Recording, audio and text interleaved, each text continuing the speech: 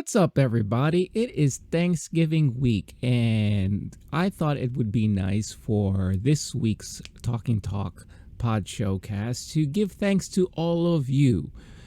Why? Well, there are obvious reasons because without you, I wouldn't have a channel. Without you guys, I wouldn't be continuing on this journey of being a podcaster slash YouTuber or what have you like that. But something else I will reveal after the intro. So that plus, what are some great Thanksgiving movies to watch? There are not a lot, but there are some. And some other entertainment news that happened in the past week and a half. So it's the Talking Talk Podshowcast coming at ya now.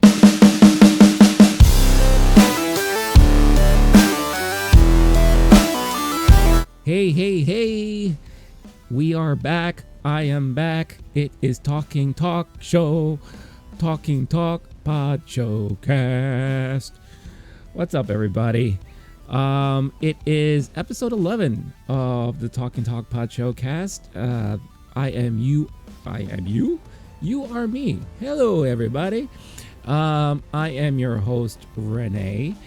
And if you are returning to the channel, or if you've been viewing me or listening to me every week, welcome back. If you are new to the channel, here's the little spiel. The Talking Talk Podshowcast is your unofficial weekly pop culture podcast where I talk about the latest in movies, streaming, collectibles, what have you, and put my little spin on things.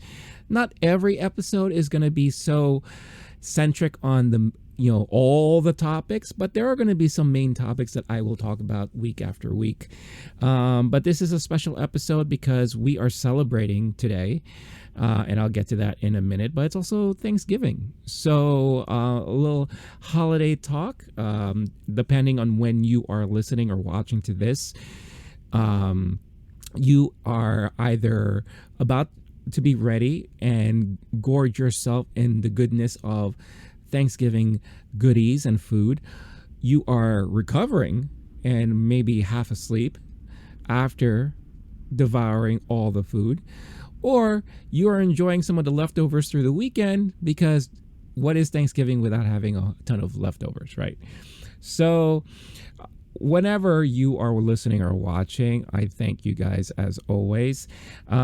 Episodes are uploaded on YouTube every week. I am trying to find a definitive day to maintain week after week for the show. And I'm going to actually ask some input from you guys. Now, I was thinking maybe Fridays, either noontime or Fridays at 7 p.m. I was thinking maybe Saturday mornings or Sunday mornings or Monday evenings. Maybe Monday morning.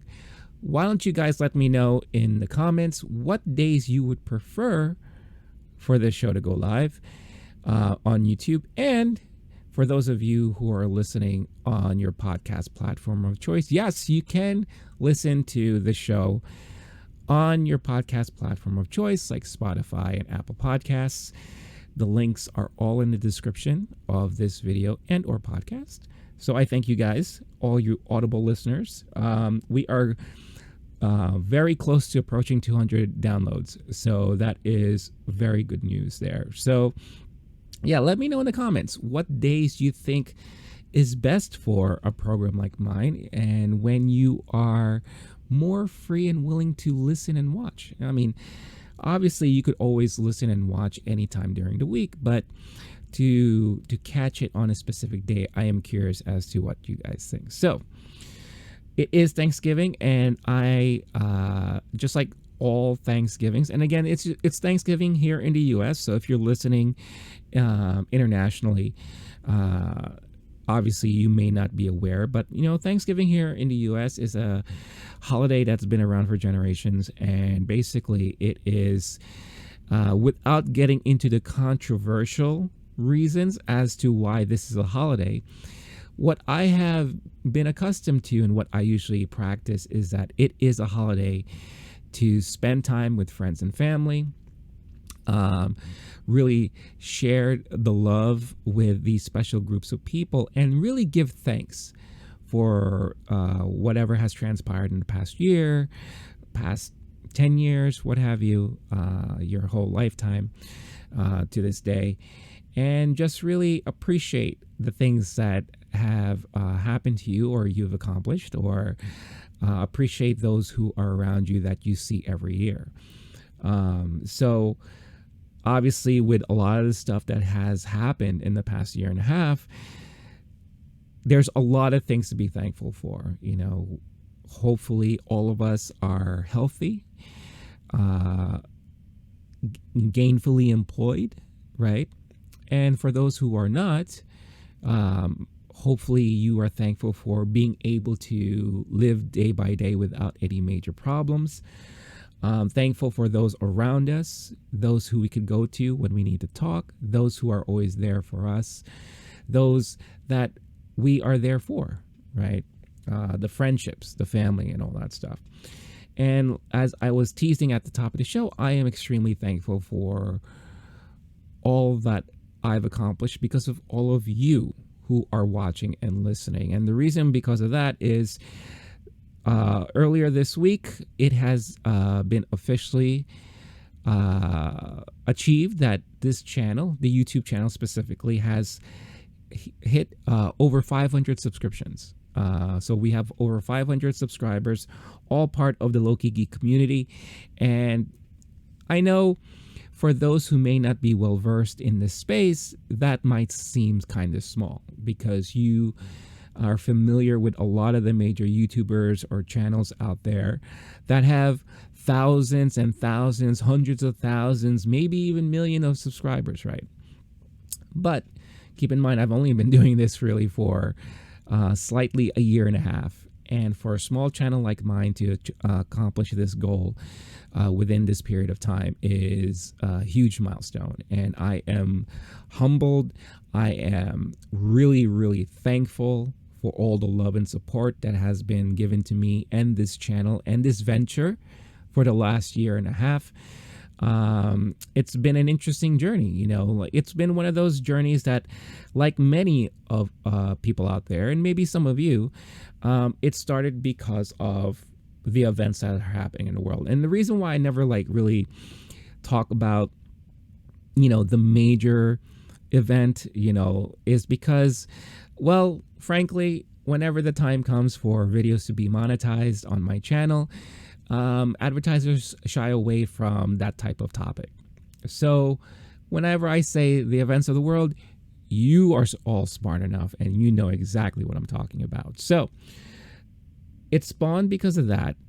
Not entirely the 100% reason, but it definitely fast-tracked things for me. So maybe some of you already know the story, but given that we have a lot of new viewers and a lot of new subscribers, maybe some new listeners, I'll give you a little brief background about myself. For about 13 years prior to me doing all of this, I spent those years in the corporate world, in advertising. I was in advertising more on the operations and relationships and technology side of things. And, it was a wonderful time. And it's the longest time I've ever spent in a career of whatever career that I was in. I was in the video game industry for a while. I was in customer service. Of course, I dabbled in food and beverage and retail for a little bit. But when it comes to a longevity of kind of niche career that I was in, advertising was it. And I fell into it just because I was helping out with the customer service of this one company. Then I did some web producing, and then it just led to, hey, we need someone to monitor and work on the advertising for the websites that we manage and all that. Of course, I was like, what the hell does that mean? But I learned as I went, and that grew and grew and grew and grew. Eventually I managed teams and whatever. But prior to the major lockdown that happened a year ago, I decided to step away from the corporate world because, frankly, I was burnt out. I was extremely tired and exhausted.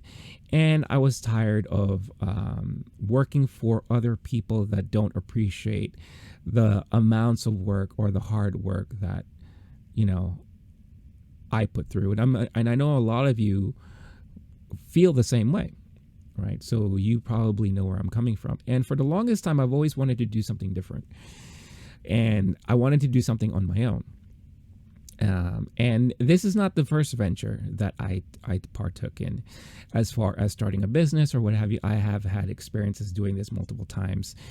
But this is the first time that I did it solo. And, you know, when I quit my job in March of 2020, at first I had another plan. I was gearing up and planning out a year worth of travel. I was going to drive cross country here in the US, which is something I've always wanted to do. And I knew it was going to take about a month, maybe even 2, because I wanted to take my time. I wanted to enjoy the sights, the sounds, you know, the people. I wanted to really experience, I guess, for 2 months being a nomad, going cross country and living around, you know.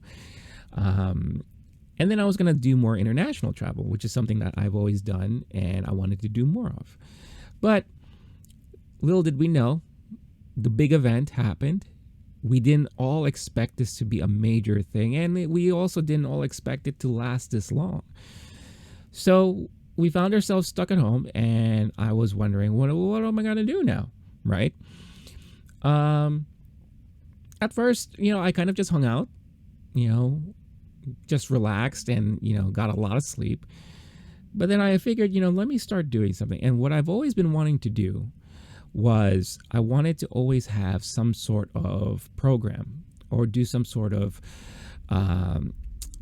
podcast where I talk about the things that I love. I love movies. I love TV shows. I love collectibles. I love video games, pop culture. Everyone who knows me to be the pop culture junkie in my circles, right? So I wanted to be able to talk about that freely with other people like myself, you know, build a community. So at first what I did is I actually went on Twitch and I started streaming live on Twitch, and I would play games and talk to people. I focused a lot on, you know, some of the newer stuff, but I loved playing the old school games. So I was very big into retro and stuff like that. And I did that for like most of 2020, with YouTube being very secondary. I would probably upload some highlights from my Twitch streams and whatever. And I did do a podcast on a weekly basis that was uploaded on YouTube. But then at the end of 2020, I got burnt out from streaming on Twitch because, you know, if you know it or not, when you stream on Twitch, you are dedicating at least 4 to 6 hours per stream on the day that you're going live. Streaming for like 2 hours, if you are not a particular like podcast show or some sort of like scripted program, then playing a game for only an hour or 2, you're not really going to gain an audience, right? You're not really going to be able to build a community that way. So you really have to dedicate time. And I was doing it 3 times a week. So it was very time consuming. And yeah, it was like having a job, which is perfectly fine. But I missed doing things that I really were passionate about doing. And that's actually creating video, you know, editing video. You know, those of you who watch my videos on YouTube, you know, I do a lot of movie reviews. I do a lot of recaps. I do some insights on certain topics, and I love having fun with that stuff. Not all of my reviews are serious. Sometimes I like to have fun, but that's me, right? That's what I love to do. But I love that. I love being able to create in that aspect in that way. And on Twitch, you're not really creating, you are just streaming live. Now, you could be creating based off of maybe you have some topics or scripted material that you want to put out there while you're playing the games. Maybe you're playing games differently or whatever, but really it's more just like a hangout, which is also perfectly fine. And it's stuff that I kind of miss doing. But I just couldn't find myself dedicating that much time every week to do that. So when this year started, I decided I'm going to dedicate my time fully on YouTube and the podcast platform. So I took a break. I took a little break from the weekly podcast while I adjusted and I decided what am I going to do and what my structure is going to be like for the rest of the year. And then that's what led me here. I still do my main thing is doing movie reviews every week. I do now this new version of the podcast every week. Whenever something big happens, I will dedicate a video to that during the week. I am slowly working on a video game program that will be uploaded on the channel once a week. So, I got a lot of things that I'm working on, but I'm enjoying this. I'm really, really fully enjoying this. And of course, when you're starting something new, you don't know who's going to be attracted to it, what kind of audience you're going to build. And I've been pleasantly surprised. And again, very humbled and all that. I am often asked, well, why do you do this stuff? Why do you like to do it? What drives you? Where's that passion coming from? And of course, it's when you hang out with your friends, you find yourselves always sharing a certain bond over a specific topic or genre or something like that. And the best thing is when you're just talking about the latest movie you watched, the latest TV program, right? Hey, did you check out that new game that just came out? Oh my God, I'm having a hard time with this level or whatever.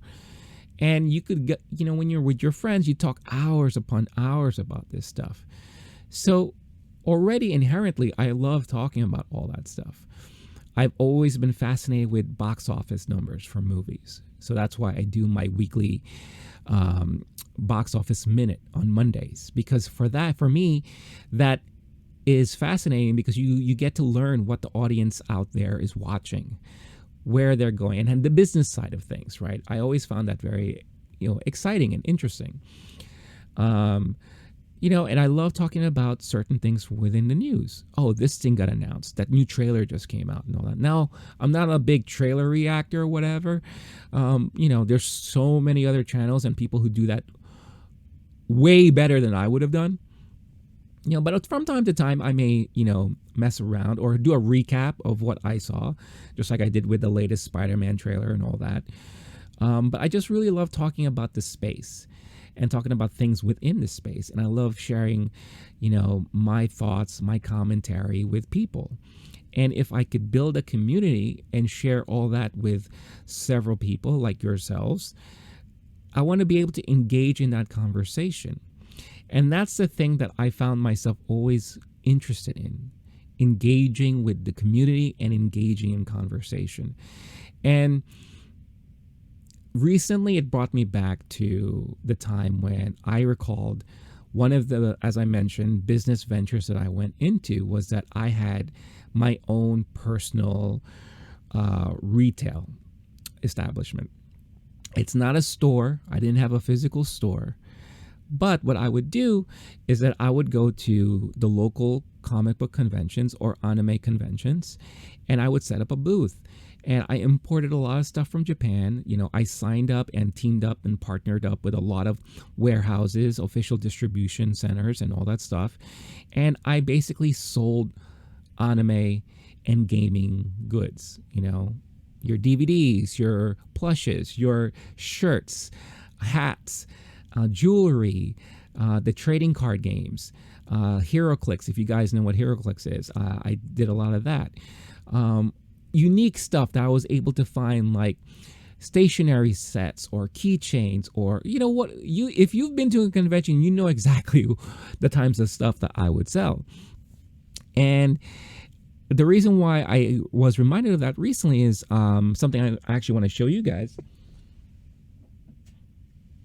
Now, this is a cash box, right? This is something that I purchased when I started that business venture. The company that I created was called Anime Gamer. Again, because I was focusing a lot on trading card games, HeroClix, and anime stuff, right? So I did this with an ex of mine, and this was a joint venture, right? And again, going into something so new, you don't know what's going to happen, right? You don't know what to expect. But I wanted to do this because I am very passionate at the time about anime and gaming and all that. And I wanted to do something with that passion, which I hope all of us can one day say that we were able to do, right?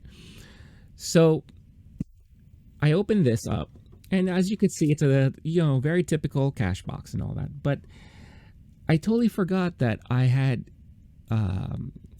posted in here with tape the first sale that I was able to make at the first convention I attended.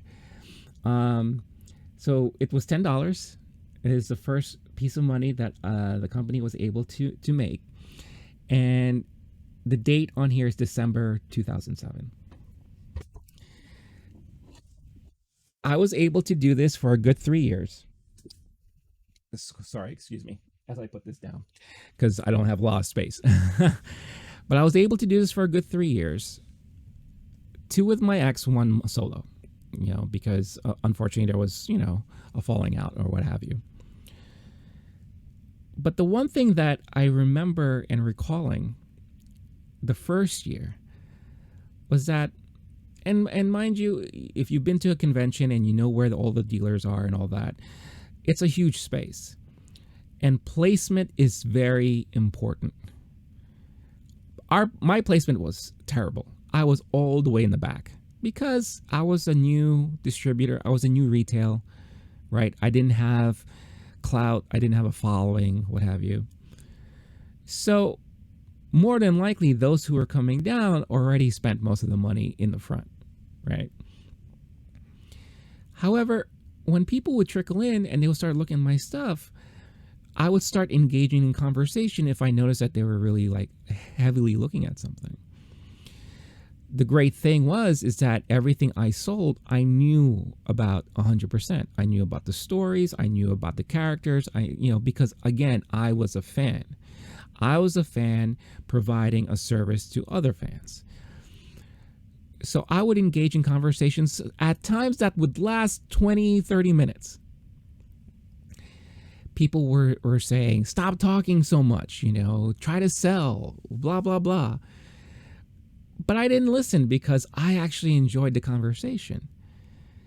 And what would happen, as you know, conventions last 3 days or longer or 2 days. Everyone I spoke to came back the next day and spent money with me. Why? Because they were able to have a connection and they trusted me, which was fantastic. And I continued doing that to the point where the following year, the same conventions I would go to, I had people waiting for me to show up. Oh, I was hoping you'd be here. I remember you from last year. I'm so glad you're here. Hey, let's talk about this news thing. Have you watched this? Have you, what's new? Oh my God. And on day 1, I already had transactions. The third year, I would even go to another type of convention and I would meet the same people there. And the reputation started growing. Now, unfortunately, I had to stop because doing it alone is a lot of work. I had to go to my storage space, get all the goods, rent a van, transport that to whatever convention hall or center I had to go to. I would ask my friends to help me out, set up the booth, man the booth. These conventions, I didn't even get to walk around. Rarely did I ever get to walk around. Make sure that no one's stealing, because theft does happen a lot at these conventions. And doing all of that while still engaging with the customer, engaging with the people walking by, you know. And it was a lot of fun, but it was a lot of work. And at the time, I was also still working a 9 to 5. I believe at that time I was working in the video game industry. So it was just a lot of work to do, and I eventually had to stop. But I was lucky because this was during the time where the kind of the anime bubble here in the United States burst, because too many companies were rushing out too much product in a short period of time that they ran out. So there was nothing new to watch, and if there's nothing new to watch, the fandom drops, right? Because there's nothing new to be a fan of. And it was like that for a good several years. You know, and then for those of you who are really into anime, you would know this period of time. You would remember this period of time. So I would see my neighbors that I used to be around, and they would tell me stories about, oh my God, you know, it's a good thing you left when you did. We're not able to sell anything, blah, blah, blah, blah, blah, all that stuff. But at that point, I really didn't care about the money. You know, I broke even, which again, for 3 years is very rare. I missed the conversation. I missed the engagement. I missed hearing what people love, learning their passions, you know, being able to engage in that same conversation with them and seeing the smiles on their faces when they're able to talk about the things that they love. I miss that. And what was that? If I started so around 2010, 2011, that's when I ended things, and I went on 9-10 years without ever being able to do that. Then when I started Twitch, I was able to get that sense again, you know, because I would be able to engage with the viewers. You know, YouTube, you guys who comment, I'm being able to engage with all of you guys. And that's why I love doing this stuff. You know, that's why I love being able to do a show every week or upload a review or a recap to talk about these passions, to talk about these things that as a community we're all into. And all I'm looking forward to is having these discussions and conversations with all of you guys. So again, I thank all of you guys sincerely for, you know, your support, for tuning in every week, for all of your comments, your feedback. Because without any of that, I don't know how long I would have been able to do this, but it's actually making this a very pleasurable and enjoyable experience. And of course, I am looking forward to continue. Hopefully, when the community grows more, I will be able to do more stuff with you guys. You know, I'm hoping that eventually I can have one of my friends or two of my friends join in on the programming week to week. Maybe I'll get to interview people or interview whatever other content creators that are within our space, do collaborations and all that. And that's another reason why, you know, you always hear me always say, hey, don't forget, hit that subscribe button if you're not subscribed yet, or hit that like, because it helps spread the word. And it's very true. You know, when you're listening, if you're an audio listener, you know, make sure to download the episodes every week. Make sure to, you know, give a good rating on Apple Podcasts, because that lets other people know that this could be an interesting community to be a part of. It opens up the doors to also advertisers, sponsorships, and all that actually help the channel grow. You know, and it makes things a lot easier for me to be able to add more content, to be able to do more things that hopefully all of you guys enjoy. So 500 subs, we're over 500 subs. Here's to the next 500. My next goal is 1,000. Hopefully that could be an accomplishment I'll make by next summer. That's kind of like the timeline I'm giving myself. When 2021 started, and I kind of listed out on a spreadsheet the goals I wanted to accomplish for this year. And honestly, I listed YouTube subscriber growth 500. That was my goal, and it's not even the end of the year yet. And I was able to accomplish that. So again, I am very grateful, and thank you guys so much, guys and gals. And here's to continue journeys with all of you. So,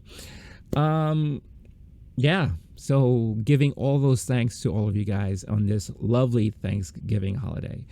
So something that I do from time to time, especially in the holidays, and maybe you remember this if you caught my Halloween episode, I like to talk about what kind of movies to watch during these holidays, right? Now, when you think of Thanksgiving, Thanksgiving is so like right before Christmas, right?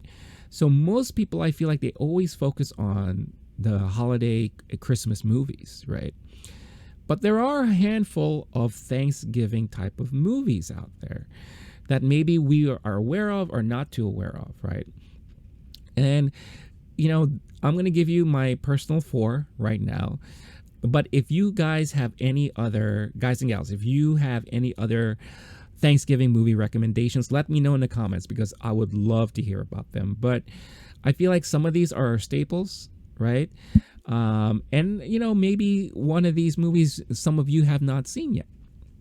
So number 1 on my list, and it's a tradition since I was a kid, it's the Charlie Brown Thanksgiving. You could not be a kid, especially here in the United States, around Thanksgiving and not see this pop up on TV every year. Unfortunately, you don't see that anymore these days. But I would remember, you know, growing up, I never had cable.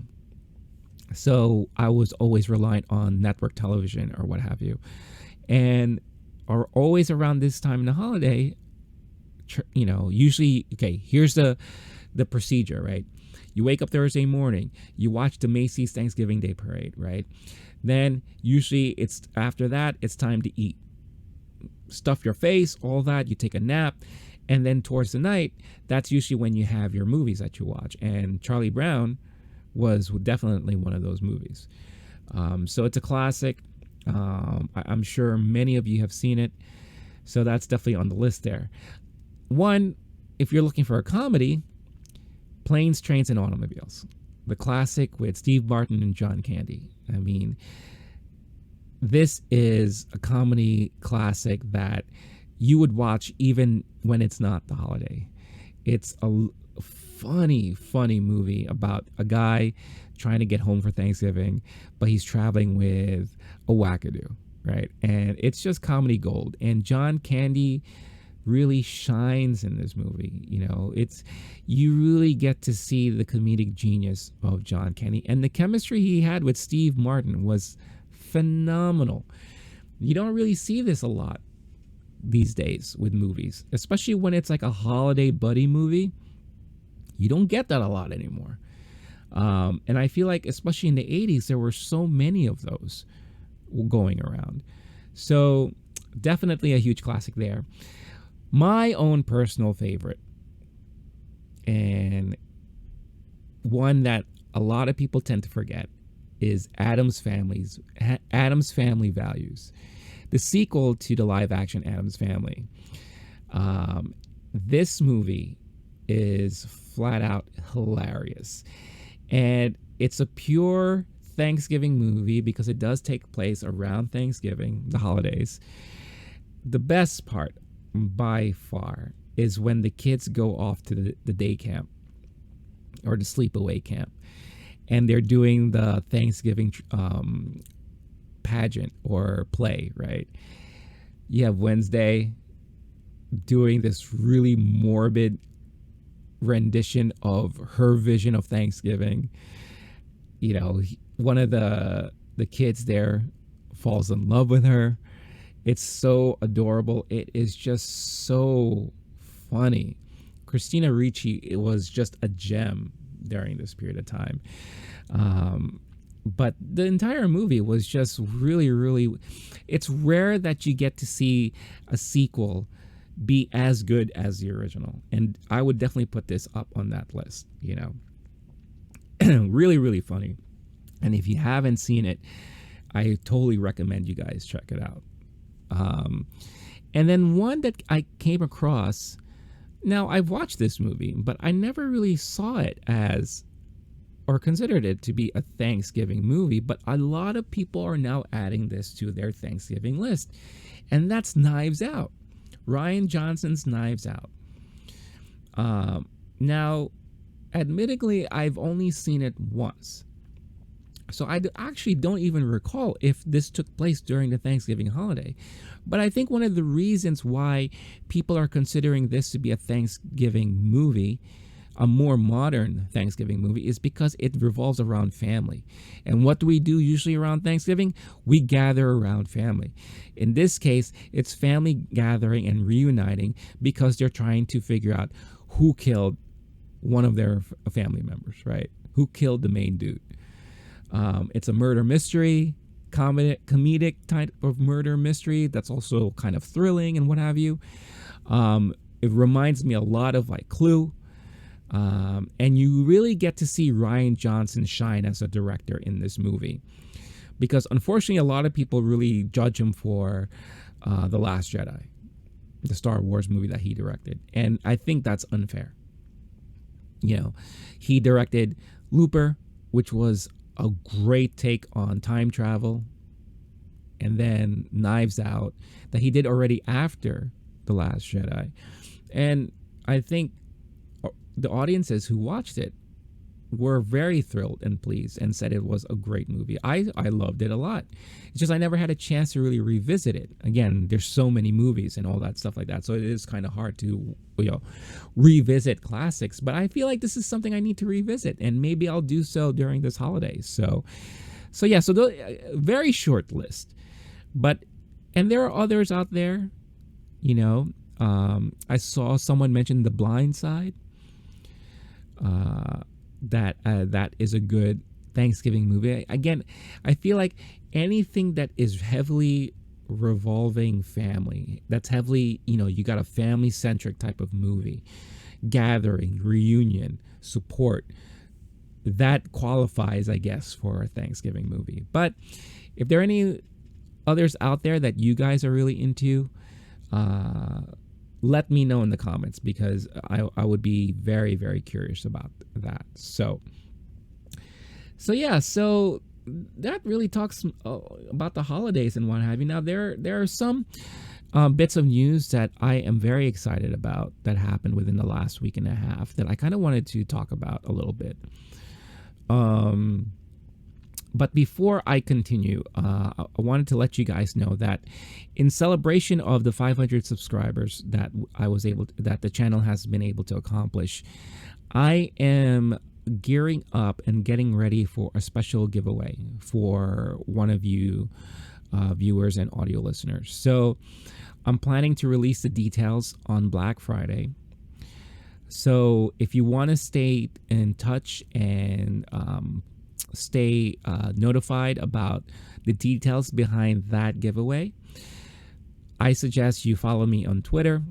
Link is in the description, and I will make an announcement and I'll pin tweet it on my profile so that you guys can go to it. And obviously I would probably just ask you guys to retweet it and just make sure you're subscribed to the YouTube channel. But yeah, details will be released on Friday, so stay tuned for that.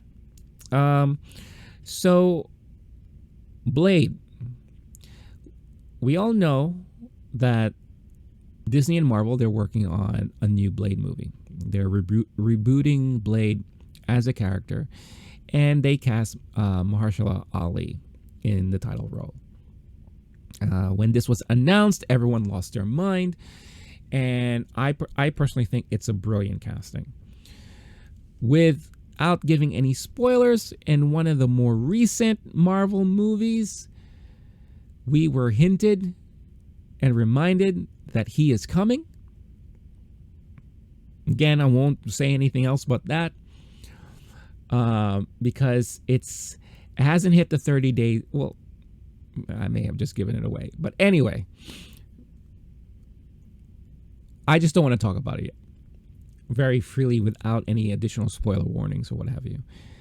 But we were reminded that he is coming back, and we were reminded again that they're working on this movie because they just cast Delroy Lindo will be part of the Blade movie that they are working on. And when I read this news, I was thrilled because I am such a huge fan of this actor. This guy is one of the most underrated actors out there. When The Five Bloods came out last year, by far, hands down, he was the best actor in that movie. And that movie had Chadwick Boseman,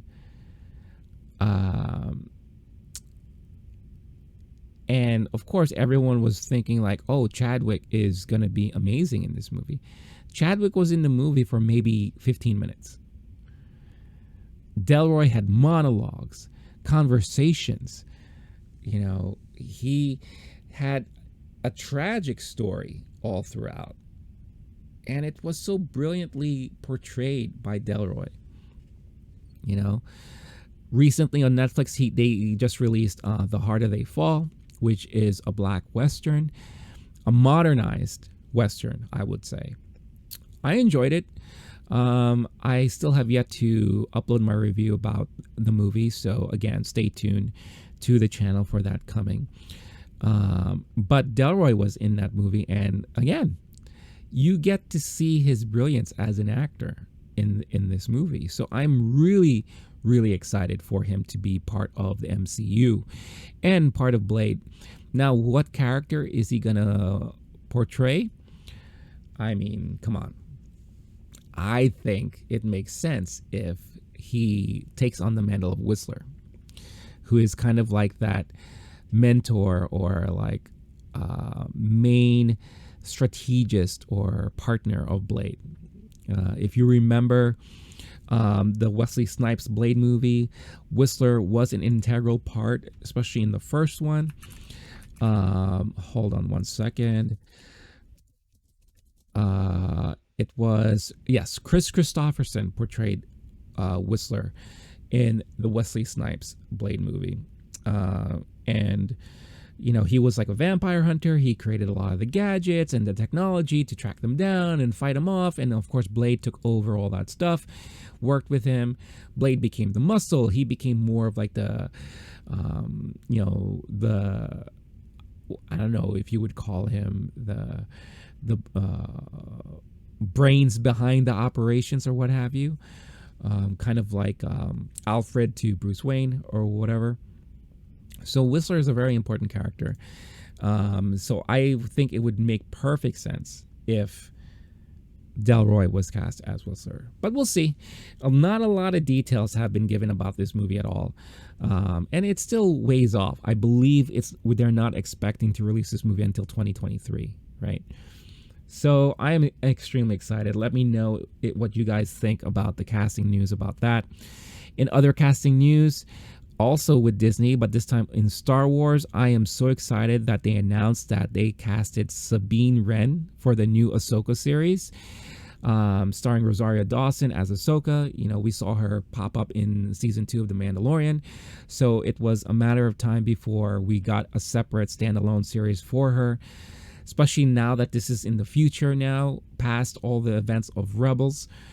Sabine Wren was a major character within Rebels. Many people's favorite character. I think she's very dynamic. I think there's a lot to do in there. She's a man, you know, she's also a Mandalorian too. She is from Mandalore. Plus, she's also very artsy. She's into a lot of, you know, graffiti and graphics and art and colors and all that. So she stands out because a lot of the Mandalorians are very like one note or whatever. So she's definitely very unique.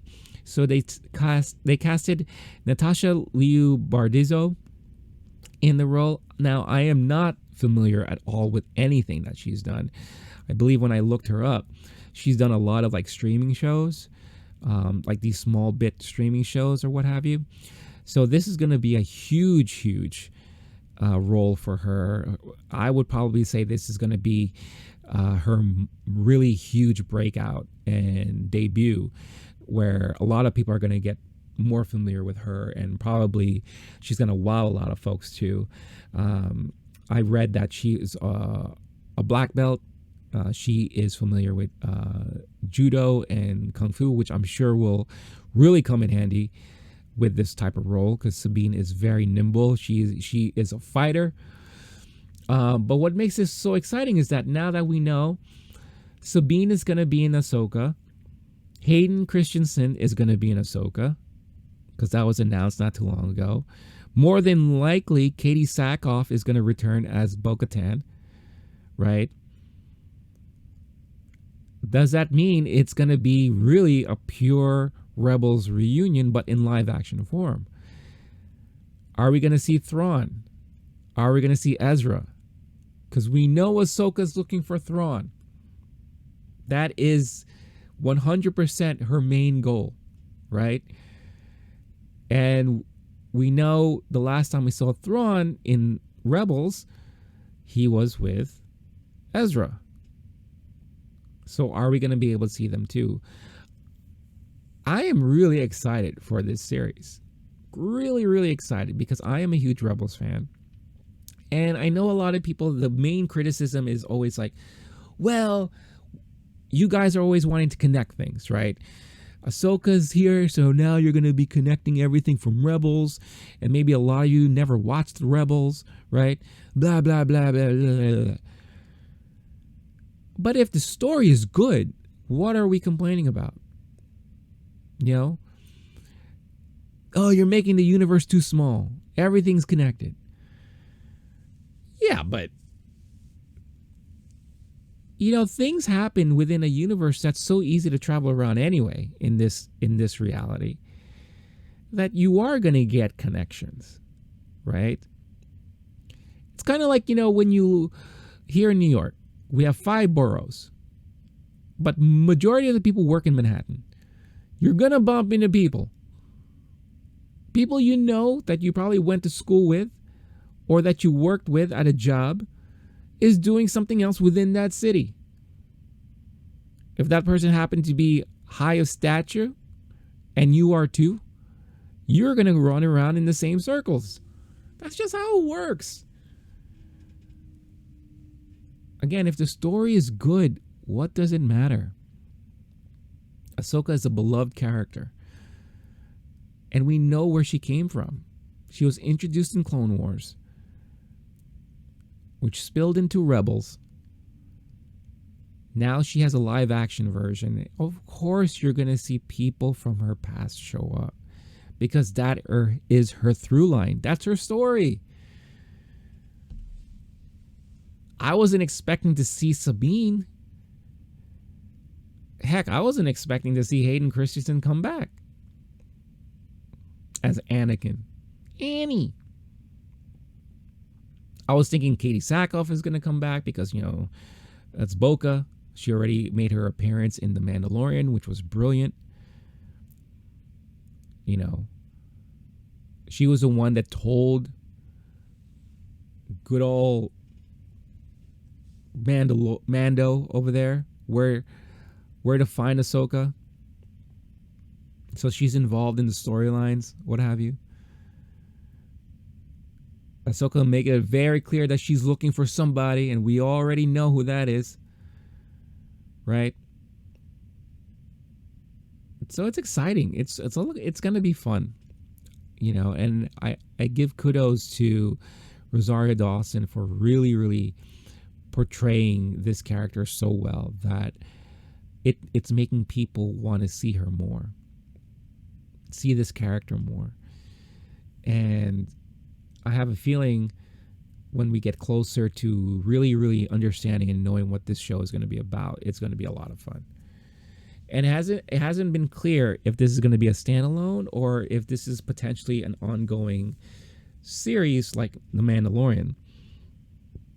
Heck, we don't even know how much longer The Mandalorian will run either. We got the Book of Boba Fett coming out this year, at the end of the year. Mando Season 3 next year, right? I mean, how much longer are they going to be able to stretch this storyline of The Mandalorian when you've made introductions to other things that could be spin-offs so very easily, right? Or potentially things that could take over. So regardless, I am very excited. I can't wait to see what's going to come out of all that. Again, interested to hear what all of you think, so let me know in the comments about that stuff. All right. We had some anniversaries that hit us, major ones, major anniversaries pop up, especially if you are a gamer, if you're into video games. So Xbox and GameCube, Nintendo GameCube, celebrated their 20th anniversaries recently. And each one of them, I would say, holds a very significant spot in video game history. Let's start off with the Nintendo GameCube. So, for the longest time, Nintendo has refused to adapt to the ROM generation, CD-ROM generation, discs. They were very adamant about maintaining that cartridge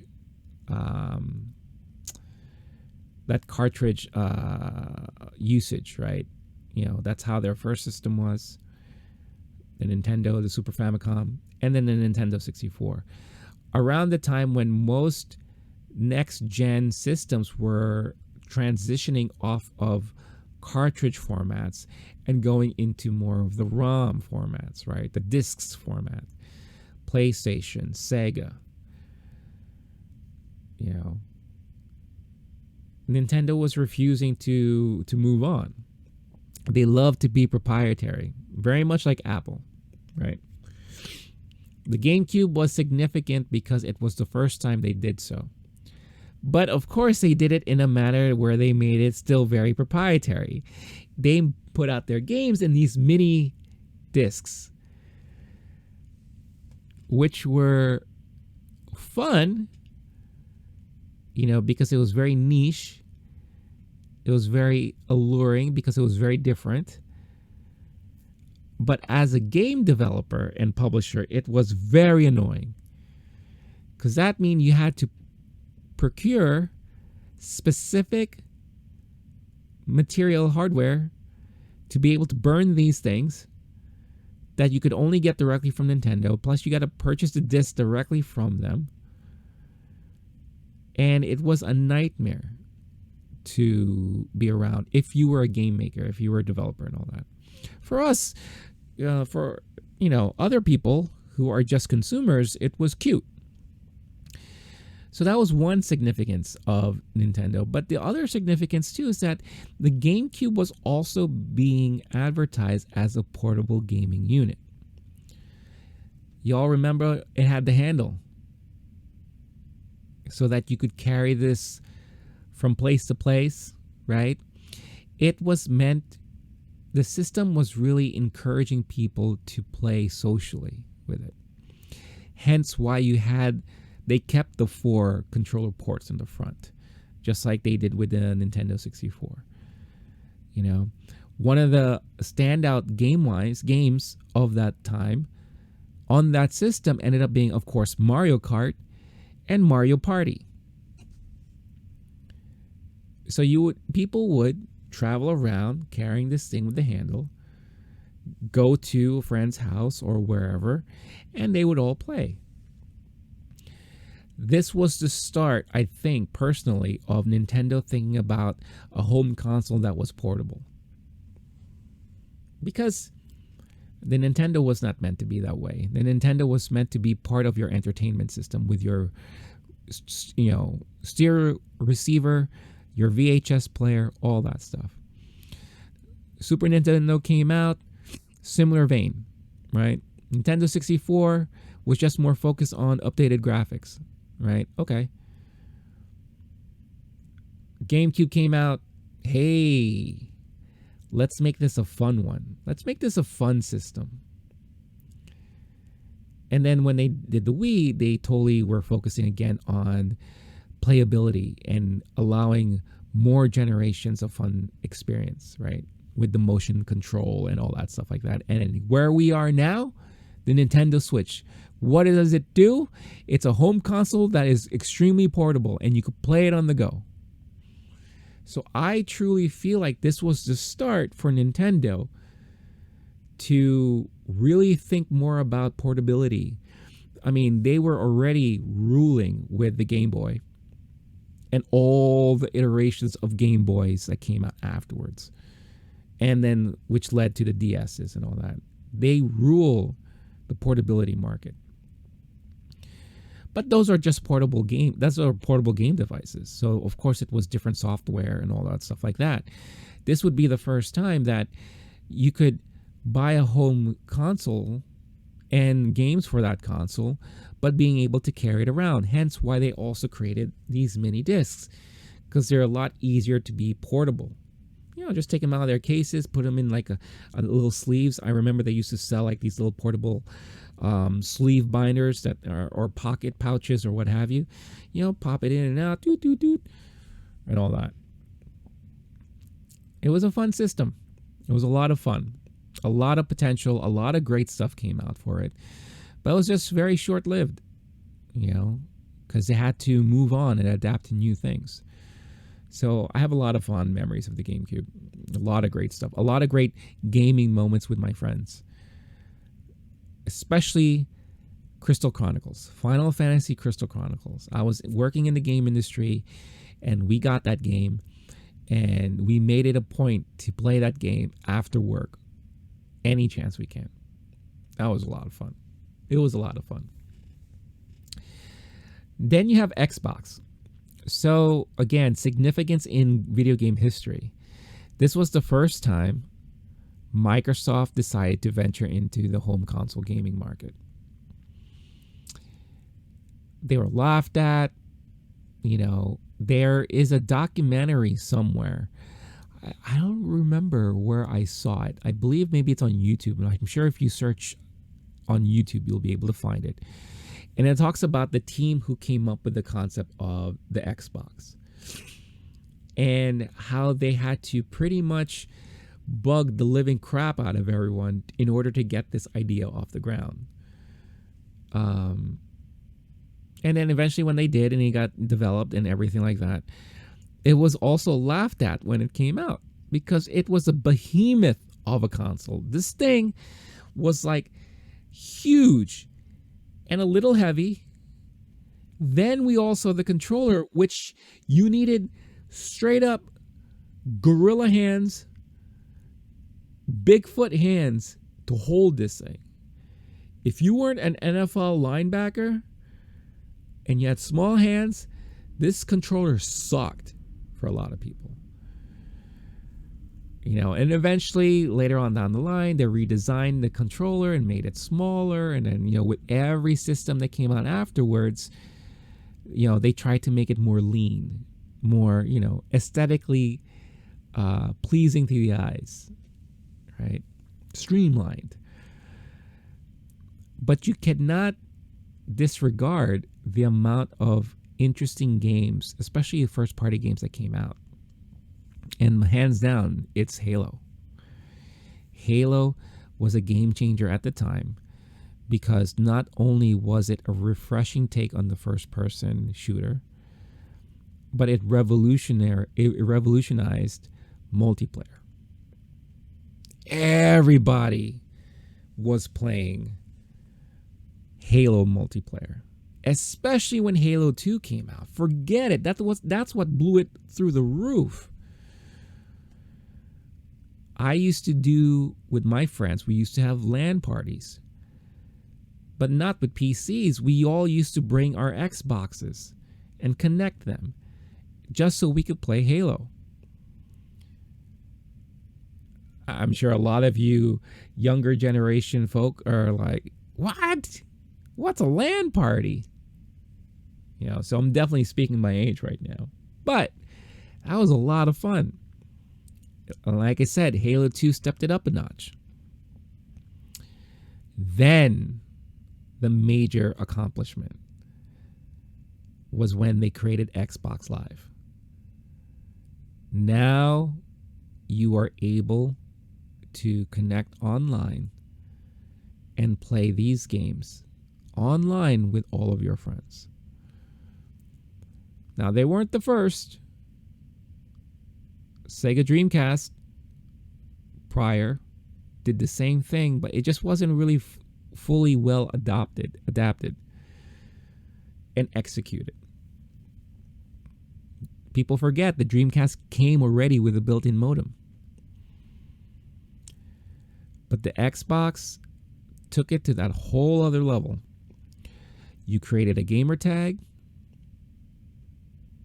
You were able to speak to all your friends or to other people.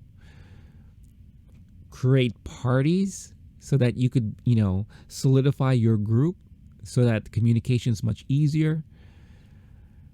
The system that they created to this day is probably the best online community / multiplayer system created for a console. It's so easy to be able to connect with friends online, so easy to join in on games. Now you could do it when you play games on your Windows PC. I remember being a beta tester for Xbox Live. I signed up for that program and they sent me the kit. And my mind was blown. At that time, what we would play is Unreal Tournament 2, because that was available on the Xbox. And I used to play that online with my friends. I was already playing it on my PC, but to be able to play it with a controller was a very unique experience. And I beta tested all that stuff. I helped beta test it. I still have my beta test kit that they sent me with the really janky headset. I have all that stuff. But yeah, the Xbox really changed the way we looked at Microsoft, I think, when it comes to gaming. And they really made a good name for themselves. Now, still, there's always going to be that argument, which one is better, right? Sony or Microsoft. There's so many fanboy divisions. There's a lot of Sony fanboys out there. There's a lot of Xbox fanboys out there.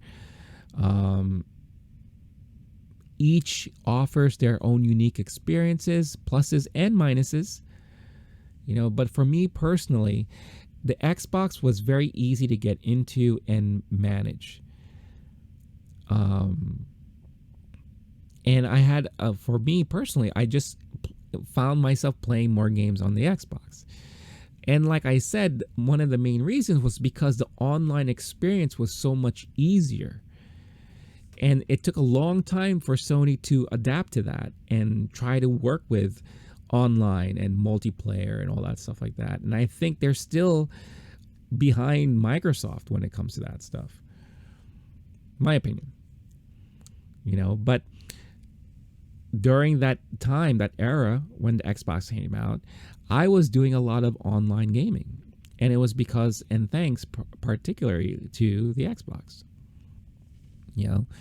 Playing a lot of Halo, like I mentioned before, Unreal Tournament. All these other games that came out, I can't remember right now. Gears of War. Were you able to play Gears of War online? I don't remember. But yeah, it was so much fun. And another reason why I really have fond memories of the Xbox, and it's fine to talk about this now, but it was one of the easiest systems to mod. It really was. The architecture and the way that they put together the main motherboard and the chips for those Xboxes, hackers were able to create mod chips almost overnight. And you didn't have to have a lot of technical know-how if you wanted to mod it yourselves. You would get the chip somehow, right? There are a lot of ways to do so, especially if you lived in New York. There are certain areas you can go and you could easily secure yourselves one of these chips. And if you had very introductory, beginner level soldering skills, within an hour, you just modded your Xbox. Then couple of years later on, the modders became even smarter and created chips that you didn't even have to solder to these motherboards. They would have these special contacts that, as long as you align it properly, just put it in place, screw it in, bam, modded Xbox. And then the customizations. The Xbox had a hard drive, but you were able to upgrade that hard drive 3 times the size, sometimes 4. You were able to customize the UI, to create themes and launch menus, all that stuff. It helped really revolutionize the modding community. The Xbox made it extremely easy, and modders, hackers, that whole community had a field day. Plus, the media was your basic, DVD. So anyone could burn games, burn software, and be easily played on the Xbox. You were able to even upgrade the disk drive on the Xbox to a faster speed so it could read things quicker. And it's easier for it to read burnable media. So yeah, a lot of fun memories. I've modded several of those machines for myself, for other people. And after being able to do all that, you could easily build a library of 100 plus games with an additional upgraded hard drive. Yeah, lots of memories. And then, of course, like years later, they spawned into the 360, and now we're at the Xbox One and Series X and all that. Game-wise, as far as exclusivity, it's a little different now. The landscape's a little different. But Microsoft is really making a name for themselves again all over by, gathering a lot of developers, big-time developers, and making them Xbox first-party developers, right? So, of course, we have Halo Infinite that's going to be coming out shortly. Everyone's speculating when is Fabled, 3 coming out. We were teased about it. So a lot of interesting stuff to look forward to. And with Xbox Live, you can't deny the fact that, again, they're leading things as far as online gaming is concerned, because now with Xbox Game Pass, especially Ultimate Game Pass, the amount of stuff that you could play online every month just by paying a monthly fee, you don't know how much money I've saved on games this past year, because everything came out on Game Pass that I wanted to play. So for me, that was a huge game changer, right? Now with the Xbox Cloud Gaming, they're looking to really revolutionize. Why do I keep messing up that word? I don't know. Maybe I had too much caffeine. But they're really trying to change the landscape when it comes to cloud gaming. I tested how it is to play remotely and through the cloud games on your phone, and I was shocked on almost how seamless it is. They're onto something there, and I think moving forward, their whole focus, it's pretty obvious to me, is cloud gaming. Being able to play their games anywhere on almost everything. It's not so much the systems anymore. It's all about the software, the content. And I think it's a very smart move on their part. And I'm looking forward to what the next couple of years are going to look like. But yeah, 20 years ago, their venture started. So I'm sure a lot of you have fond memories of either Xbox or the GameCube. Whether you've owned one, you've owned both, or you've experienced playing it at a friend's house or somewhere. I would love to hear what those memories are like. So again, leave those thoughts in the comments. I wanted to talk about Disney Plus Day and Destination D23, mainly because of how confusing those events were.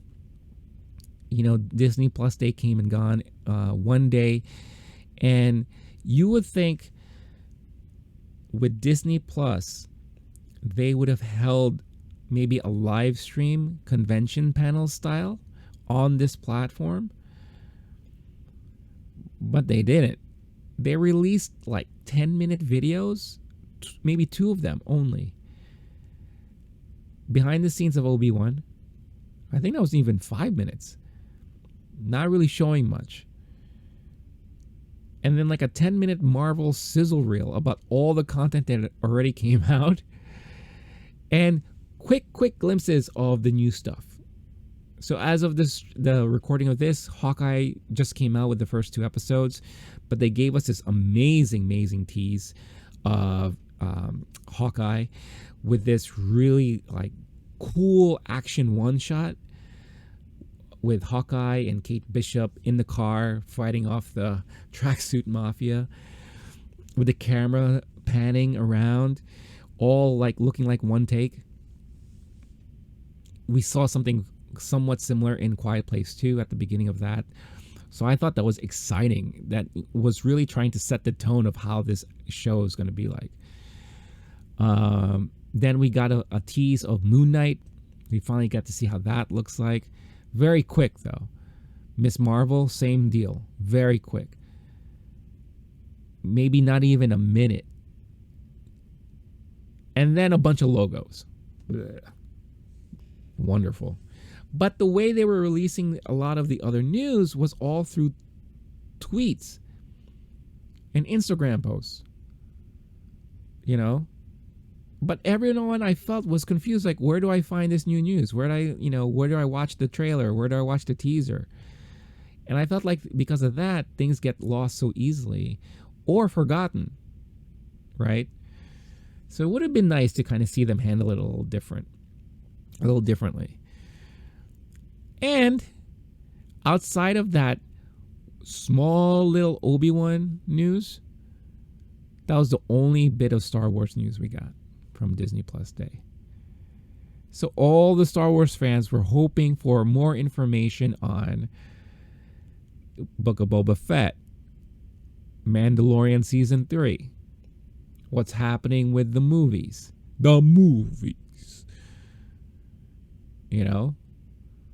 I felt like a lot of the news that we heard is coming after the fact, like the whole Patty Jenkins not now doing that Rebels movie, which is disappointing. And then shortly after that, they also announced that they will no longer in the future hold these type of presentations announcing the slates that they're working on. Like last year, we got Disney Investor Day, which I thought was brilliant. Chock full of information and reveals. That's where we got the reveal about the Patty Jenkins news and all the movies they were making for Star Wars and the streaming series. Same with Marvel. Now we're not doing that anymore. Starting next year. Because I think they're afraid that they're going to be caught out there putting their foots in their mouths and changing things up again because some things don't work out. It's really unfortunate. I think it's a dumb move, But, we were able to get some glimpse of what they're working on animation-wise, Pixar. I'm really looking forward to that new Baymax TV series, the streaming series on Disney Plus. That looks like that's going to be a lot of fun. But the huge surprise from Disney Plus Day that was so out of left field that nobody was expecting was that they are going back to the X-Men 90s cartoon universe and they're creating a sequel to it, a follow-up. X-Men 97. I was like, what? That blew my mind.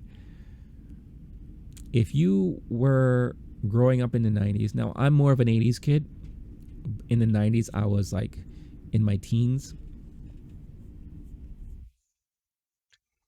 Still, I watched a lot of that stuff, and X-Men was a must-watch Monday to Friday after school.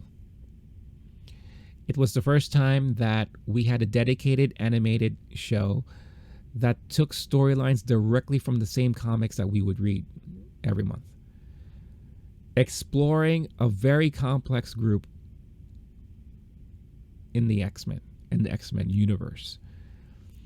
But they stuck to the storylines. Some arcs lasted days. And it was so well done. I don't know if you remember, McDonald's had a promotion where if you bought something or whatever, you could buy a VHS tape that contained 1 or 2 episodes. I think I have some of those VHS tapes somewhere in the storage. But that's how big this thing was. Then the toys came out and what have you. So the fact that they're going to go back to this universe is fascinating. And again, this is now the first official X-Men announcement within the Disney Marvel universe. Now it's in animated form, but still it's something, right? So I'm really, really excited about that. You know, I'm curious, are they really going to maintain the same animation style? What are they going to do with the voices? What storylines are they going to talk about and you know, portray? So very, very excited about that. Probably the best thing that came out of Disney Plus Day overall, hands down. And then this past weekend, we had Destination D23, which was more centered around the theme parks. I know attendees were able to see the first 2 episodes of Hawkeye early during that weekend. They talked about a lot of things that are going down in Disney World, Disneyland, the international Disneys. You know, I do love the fact that here in the US, we're finally going to get Tron, that you can only ride in Shanghai Disney. Basically, it's a light cycle roller coaster ride, which I am so looking forward to, even though I hear it's really short. But they also teased us with the new Star Wars hotel. I forgot what it's called. And the things that you're able to do. They showed us the real working lightsaber that their engineers or Imagineers were able to conjure up, where you actually have an extended blade, an extended lightsaber. Now, granted, it looks like a prototype still because they were really, really being careful handling that thing. But they showed you some of the things that you could get involved in at the hotel that will cost you and your family probably 10 years worth of salary just for a week or 3 days, the 3-day adventure they call it. You know, they're pricing a lot of us out of these experiences, and I'll talk about that another time. But yeah, that was it. And, you know, again, I don't know what Disney is doing right now. I feel like they are restructuring how they do their marketing and everything. I know they are desperately in need of subscribers because their subscriber growth is not exactly where they were expecting for Disney Plus, despite all the amounts of content they put out this past year, especially for Marvel fans and Star Wars fans. So as of today, there was an article that I read that they're looking to spend $32 billion worth of content for Disney Plus in 2022. $32 billion. That's a lot of freaking dough. But that's how serious they are about growing this platform of theirs. And I think they have potential to make this platform huge. Honestly, I think it sits above Netflix right now for me. I watch definitely a lot more content on Disney Plus than I do on Netflix these days. Still, number one is HBO Max because I do watch and have a tendency to watch more movies than series and all that. Plus, it helped that this year they were doing day and date release of new movies for Warner Brothers stuff, right? So that helped. But yeah, what out of Disney Plus or Destination D23 excited you guys? I'm sure we may be sharing the same reactions to a lot of things that went down. What did you think of the format? Destination D23, even though they made it available to the public, you can only watch it streaming live through their Twitter handle. And if you missed it, there was no rewind. They didn't upload it anywhere, which I thought was bizarre. I don't know why they did it that way. At least like with Investors Day, if you went to the website, you had access to the video anytime. You know, all the announcements that they made on Disney Plus Day, you just have to go backwards through their handle, through their post, and you can still find them. But for Destination D23, there's no rewatchability. Why is that?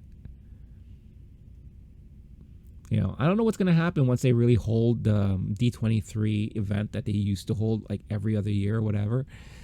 I think a lot of people are really looking forward to those days to come back because they want to be able to experience their fandom of Disney with everyone else, just like Star Wars Celebration and all that, which is coming back next year. You know, barring any other world events happening, you know. So, interesting stuff all around, guys and gals. But that is the show for this week. I'm going to wrap things up right now because it is getting a little over. But again, I love discussing all these things with you. No collectible of the week this week. I am trying to figure out and restructure how that is going to go down in the future. But if you stay tuned again through on Black Friday or through the weekend, you may see a special video about geek gifts for the holidays. Most of those will be collectibles, so be sure to stay tuned for that. I have a lot of reviews that are going to be uploading this weekend. I was able to see the new Resident Evil movie, Welcome to Raccoon. That shows you my little reaction. House of Gucci with the Muppet, called Jared Leto. So again, my thoughts on the 2 episodes of Hawkeye will be coming out. So a lot of stuff as always. So definitely, if you want to see all that stuff, make sure you're subscribed to the Low Key Geek channel on YouTube. Don't forget, smash that like button, punch it up a notch. For you audio listeners, or those of you who are curious about listening on audio form, you could just find the Low Key Geek channel in your podcast platform of choice, like Spotify and Apple Podcasts. All the relative links could be found in the description of this show. It's Thanksgiving, guys. Please take a moment to think about everything that you were able to accomplish this past year and give thanks for all that stuff. Give thanks for those who are around you. Give thanks to those who've been able to help support you, whether it's with kindness or affirmations or whatever the case is. Be thankful for your health. Be thankful for where you are in this life, that you are able to enjoy all of this stuff that we talked about. Like I say every week, make sure to always take a moment for yourself. Read a favorite book of yours. Play your favorite game. Watch a favorite movie. Do something new to allow yourself to unwind from all the stuff that's happening around you. There's nothing more important than your mental health, and you should always be aware of that. Please make sure to stay cool, stay classy, stay safe, and I'll catch all of you guys next week. All right, y'all. Peace.